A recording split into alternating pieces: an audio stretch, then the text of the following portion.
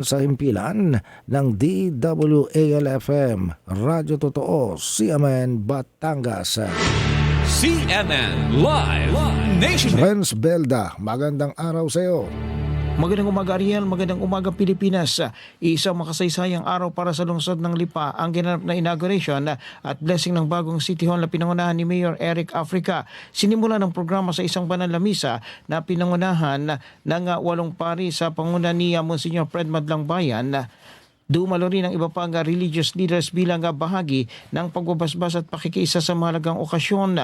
Dumalo sa naturang pagtitipon ang mga konsehal, dating mga opisyal ng pamahalaan, mga department heads, national government agencies, business sectors, religious leaders at lahat ng empleyado ng City Hall bilang pagpapakita ng pagkakaisa at suporta.